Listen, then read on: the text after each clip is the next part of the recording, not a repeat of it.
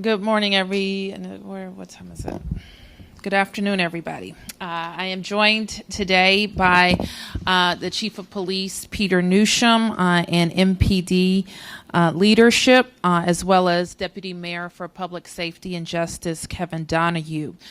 We are providing a public safety update and discussing various activities we will be participating in this week related to public safety. Chief Newsham will provide an update, including an update on a recent case involving a child. The chief will also highlight a series of upcoming MPD community engagement events. And finally, we are going to talk about additional tactics MPD will deploy to get violent offenders out of our neighborhoods. We all know that the effectiveness of our police department is dependent on their relationship with the community. It is why we make building and keeping the community's trust a top priority. The chief will tell you about a national event that we will participate in this week.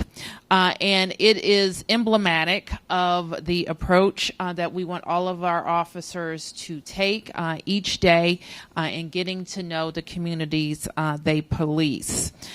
We are also continue to make investments in our non-police side of the work that the government does to keep our community safe, including the work that we do at the D.C. jail with the Ready Center, the Office of Neighborhood Safety and Engagement, and the D.C. Infrastructure Academy, which trains D.C. residents for good-paying jobs in infrastructure. So with all of that, we know that we all have work to do to make sure that no one has an illegal gun and is using an illegal gun, that residents are working with police to close cases, that our federal partners are working with us to make sure that the guilty are prosecuted and convicted. So with that, I want to turn to the chief for a public safety update. All right, good afternoon. Thank you, Mayor Bowser. As you know, this has been a challenging year with regards to shootings we've been experiencing here in the city. MPD is continuing to work with our community to remove illegal firearms from our streets and to hold the shooters accountable. We firmly believe that we can't be successful without the community's assistance, and I'm going to highlight some cases where we need the community's help. First, I'm going to talk about a couple of closures that we recently had. On Wednesday, July 31st, at around 10 p.m., members of the 5th District were dispatched to the 1300 block of New York Avenue Northeast for the report of an assault. When they arrived on the scene, they were directed by security personnel at the shelter to a victim who was suffering from apparent injuries to his head. The victim was found inside of the shelter. D.C. Fire and EMS arrived on the scene and transported the victim to Howard University Hospital, where he was admitted with fractures to his jaw and his skull. On August 3rd, the victim left the hospital against medical advice and was transported back to the hospital on August 5th. At this point, he was admitted in grave condition. On Saturday, August 31st, the victim, David Bodrick, of no fixed address, succumbed to his injuries and he was pronounced dead. An autopsy was performed on Mr. Bodrick and the case was ruled a homicide. The cause of death was determined to be complications from blunt force trauma. On Monday, September 30th at around 3:15 p.m., members of the Capital Area Regional Fugitive Task Force took custody of 31-year-old Marco Scott Bay of Northeast D.C. Scott Bay was placed under arrest and transported to the homicide branch, where he was charged based on substantial probable cause with second-degree murder for his role in the death of David Bodrick. The investigation determined that Scott Bay assaulted Mr. Bodrick, resulting in his death. On another arrest we had on September 9th, at about 7:20 p.m., 6th District members responded to the 3400 block of A Street Southeast for the report of a shooting. 2 suspects and a victim were involved in a verbal altercation when one of the suspects brandished a handgun and shot the victim. The suspect fled the location. The victim was treated for a non-life-threatening injury. This morning at about 9:30, 19-year-old Sincere Howard of Northeast D.C. was arrested pursuant to a D.C. Superior Court arrest warrant, and he was charged with assault with a dangerous weapon. We have received a lot of inquiries at our Public Information Office regarding our most recent homicide, so I'm going to share the details we have at this point. This past Sunday, at about 10:20 p.m., members of the 3rd District were on patrol when they heard multiple gunshots coming from the area of the 600 block of S Street Northwest. When they responded, they located an adult male victim suffering from a gunshot wound to his torso. He was transported to a local hospital where all life-saving efforts failed, and he was pronounced dead. The decedent was identified as 19-year-old Talil Bird of Southeast D.C. At this point in the investigation, we believe the decedent was operating a moped, and there was an exchange of gunfire. A loaded handgun was recovered from underneath the moped. There is no motive known at this time, and we have not identified a suspect yet. We're hopeful that the community can provide any information that they might have regarding this shooting so we can bring this to a swift closure. The next case we'd like to highlight involves a very violent offender in which multiple and extremely disturbing crimes were committed. Friday, September 27th, in the 2700 block of Douglas Road, Southeast, at about 3 a.m., the suspect and an adult female victim were involved in a verbal altercation. During the altercation, the suspect began to physically assault the victim, causing severe injury. The suspect then proceeded to kill the victim's dog. Before the suspect fled the scene in the victim's vehicle, he also physically assaulted the woman's 10-year-old daughter and threatened their lives. The victim receives treatment for their injuries, and thankfully, they were non-life-threatening. Detectives from the 7th District were able to obtain a D.C. Superior Court arrest warrant for Delonte Mitchell of Southeast D.C. He is wanted for felony assault, second-degree cruelty to child, cruelty to animal, and theft one stolen auto. We believe all of these offenses are domestic-related. We have a picture of the suspect off to my left.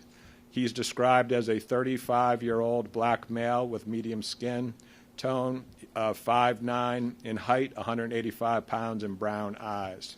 He was last seen driving a 2015 silver Hyundai Sonata with Virginia tag VXJ 7129, and that is also in the flyer to my left.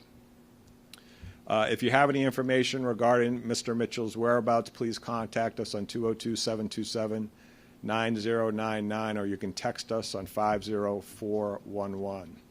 We're also attempting to locate a vehicle of interest, as we talked about a week ago, in reference to a homicide and shooting of 5 individuals that occurred in Columbia Heights Village. This was a shooting that shocked this entire neighborhood. On Thursday, September 19th, at about 10 p.m., members responded to the 1300 block of Columbia Road for a shooting. When they arrived, they located 5 adult male victims and 1 adult female victim suffering from gunshot wounds. D.C. Fire and EMS responded, transported the 5 victims to local hospitals. 1 adult male was left on the scene because he had no signs consistent with life, and he was subsequently pronounced dead. During our investigation, it was learned that a vehicle turned into the alley adjacent to the property, and a gunman opened fire on the group from inside the vehicle. That vehicle, a silver-colored sedan, was occupied by 2 males. We believe one of those males was armed with a high-powered rifle and the other with a handgun. It was last seen in the rear of the 1300 block of Columbia Road Northwest.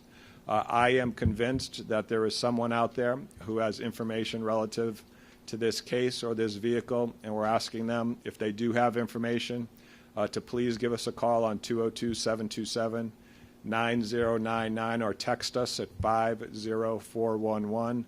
As a reminder, you can provide information at either of this phone number or at this text number anonymously. In homicide cases, we offer a reward of up to $25,000 for an arrest and a conviction. As a response to the recent shootings in the city, we have increased patrol staffing through targeted overtime in the 3rd, 5th, and 6th districts. In addition, we have implemented an overtime detail within our Narcotics and Special Investigations Division, which increases their capacity and their capability by about 30%. As you know, our Narcotics and Special Investigation Division includes our Narcotics Enforcement Unit, our Criminal Interdiction Unit, our Major Case Unit, and our Gun Recovery Unit. This went into effect last week and will be ongoing as needed. I want to be clear that we intend to use whatever additional resources are needed to get these shootings under control. We intend to continue to locate violent offenders using the community's help and hold them accountable. We also intend to continue to recover illegal firearms in our community. Before I finish, I'd like to talk a little bit about our community outreach teams who work tirelessly to engage with our citizens. This morning, our outreach team kicked off a weekly community safety meeting with the following groups: the Anacostia Coordinating Council, DCPS Outreach, Event DC, local churches and nonprofits. The idea behind this meeting is to brainstorm and discuss ways to improve community safety and response and support for East of the River residents. On Friday, you will see our outreach teams and school resource officers join other community members in the Congress Heights neighborhood from 3:30 to 5:30 during the 7th District Safe Passage event, ensuring that all of our students are safe when they're traveling to and from school. And then lastly, I would invite all of you to attend MPD's Coffee with a Cop. We will be holding an event in each of our police districts. This is a National Coffee with a Cop Day. I will personally be stopping by the Starbucks at 325 7th Street Northwest. I'm sure I see you out there in the audience looking. Will be there to see me. Lou, you'll be there, right? Peter, see you there tomorrow. Okay. I'm sure it'll be to see me, too. But a list of the locations and times is available on the flyers, and we can take any questions that you all might have. The most recent homicide, you said it was a shootout. Did the victim participate in the shootout as well? It's unclear at this time. We did recover a loaded firearm, though, from beneath the moped that the victim was operating. There was some talk that you were going to add potentially a 6th day of overtime for investigators. Are you planning to do that? Is that something you're talking about? We have investigators in our Narcotics and Special Investigations Division. That is an operational unit which operates citywide. The idea by increasing staffing over there, because what we're seeing across the city is we're seeing way too many shootings. The idea behind that unit is to address the shootings that we have in the city, particularly to recover these illegal firearms that are popping up all too often. And do you think that this additional staffing can really make a difference? I do, or I wouldn't have done it. So, Chief, can you expand on that? So you said that you've increased the overtime for the detectives in that unit, and then you talked about patrol officers in 3, 5, and 6. Correct. So how does that, what will residents see as far as patrol officers on the streets? So I don't know if the residents will see it. Hopefully they will. So the idea behind the patrol is to target them in the areas where we have had the violence. There's two things that the patrol officers can do. They can engage with the community and particularly potentially get leads relative to the shootings that occurred. But in addition to that, I think the increased visibility will make folks feel safer. The shooting in Columbia Heights Village in particular, the mayor and I were up there on a walk not too long after the shooting, and people were rattled by that shooting. When you have a weapon, a high-powered weapon that's shot off in a community like that, everybody hears it, and we have a responsibility on the police department to make people feel safe when something like that happens. And I'm also hopeful that the engagement that we have with our officers in the community can lead to some information so we can find the people that are responsible. Chief, is there any way, it seems like a lot of times these overtime programs and some of these other things that you do come toward the end of the year when homicides are spiking. Is there any way to do any of these things earlier in the year? Yeah, I don't think if you looked at our overtime that would support that, Peter. Whenever we have an uptick in violence, we will address it with overtime. This isn't about end of the year. This isn't about time of the year. This is about violence that we're seeing in our city. So is this overtime all budgeted for? Do you have an estimate or a price what this is going to cost? We can get you the costs on the overtime. Before we implement overtime, I always look at the costs. There was some talk from the FOP about... Let me go back to the cost issue on this. We have a responsibility for ensuring that people are safe here in the District of Columbia. I think that we need to find a way to, if we need to bind the money to be able to ensure that people are safe. The amount of gun violence that we've had in recent weeks is something that none of us should tolerate. And we're going to do everything we possibly can at MPD to stop it. There was some talk from the FOP, I can talk to them briefly, about some terms under the contract where you would declare an emergency and then be able, under the contract, to have mandatory 6th day, or you're not doing that at this point. Whenever we have overtime implications that impact the union, we relay that information to them so they're aware of it. Are you declaring an emergency at this point? There's no emergency declared at this point. Yes. Chief, in terms of hate crimes, I'm aware of the most recent case where there was an LGBT victim that D.C. police made an arrest, I believe, last week of an incident that happened on the 7700 block of Eastern Avenue.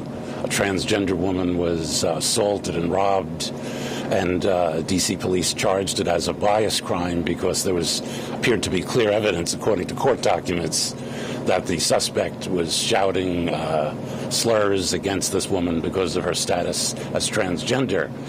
And as far as I can tell, the U.S. attorney in this case has kept the charge as a designated hate crime. But I wanted to ask you, and possibly the mayor as well, to see if you have any thoughts on that report recently by the Washington Post that a huge amount of cases in the past 2 years that MPD has charged with a hate crime enhancement designation. That designation was dropped by the U.S. attorney. I was wondering if you have had any conversations with the U.S. attorney about that. I think that there's been a lot of discussion about it, about the fact that there are a lot of crimes that we're bringing over to the U.S. Attorney's Office that we believe to be hate crimes, and I have seen the articles that you have seen about a failure by the U.S. attorneys to prosecute in those cases. I'm very thankful in this most recent case that they did pick up the hate crime designation. Lou, as you know, in this city, unlike some other cities in our country, we do not have a tolerance for that kind of behavior, for anybody treating someone differently because of who they are. So I'm very happy to see it in this particular case. I don't know if the mayor wants to comment. I appreciate the work that MPD has done. And one thing that I note over the last several years, while we're very concerned of the increase in hate crimes related to LGBTQ status, related to religious status, and other things that we have seen increased over the years, reflecting, I think, some of what we see happening nationally. People continue to call 911, however, and I think that we should be proud that people in the LGBT community, especially transgendered women, are calling us for help. And we are sending the very clear message that we're investigating these crimes, and we expect them to be prosecuted to the fullest extent of the law. Do you have the resources that you need in terms of numbers of officers and so forth to deal with this uptick? And would it be better to get more officers through the academy and have, a higher level of officers than to be doing overtime? So I know you know that we have a little over 3,800 police officers right now at MPD. Our intention within the next couple of years is to go up to 4,000. If we need overtime in the interim to supplement when we have upticks in violence, then we will do that. So we also have that as an alternative. And we have always done that as a police department for as long as I can remember. If we do have an uptick in crime or violence in a particular area, then we'll use overtime to address it. And Chief, tonight you're having an ANC meeting in the Shaw neighborhood to talk about this deadly shooting. And one of their concerns is they said they have shootings bi-weekly. What is your response to that? I would agree that we have way too many shootings in our city, and that I think that we collectively need to do everything we possibly can to put an end to it. The other thing I will say is that, this is not a police problem. This is not a community problem. This is everyone's problem. Everyone needs to be engaged on this issue until we can start seeing the numbers turn around. I'm convinced if everyone rolls up their sleeves and does their part, then we will be able to turn it around.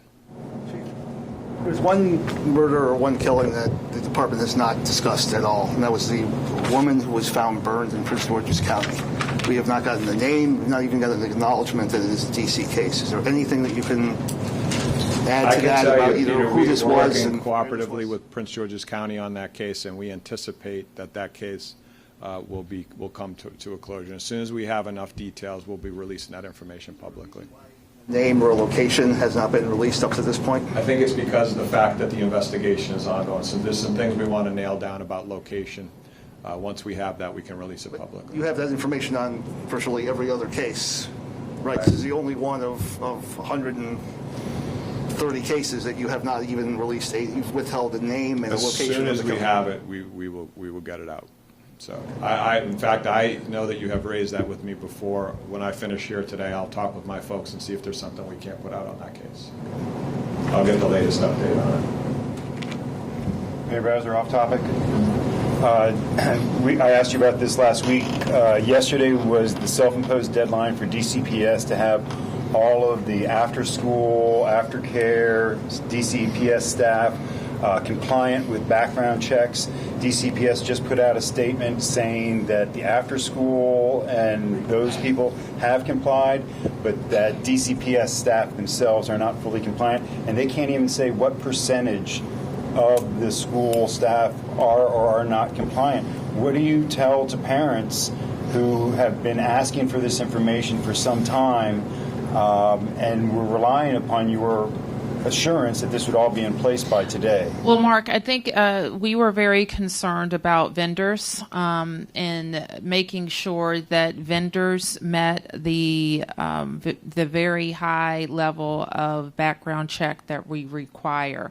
And we immediately took action to make sure that our vendors could comply. Our next level was to focus on our own employees that are DCPS or some other government employee that have all passed background checks.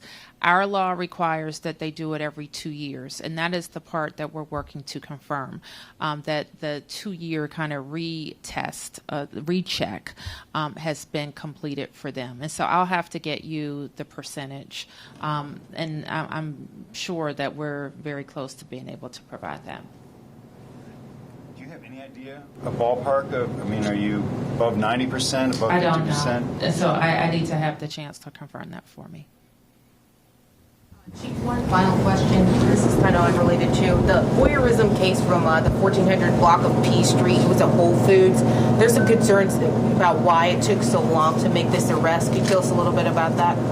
Yeah, there was complications with getting into the suspect's device. We had to ship it out and actually have the FBI assist us in getting into the device. Some of the newer cell phones that we have out there are very difficult to get into. But once we got into it, we were able to charge him. And now we're looking at potential other victims in that case. All right, thank you all. Thank you.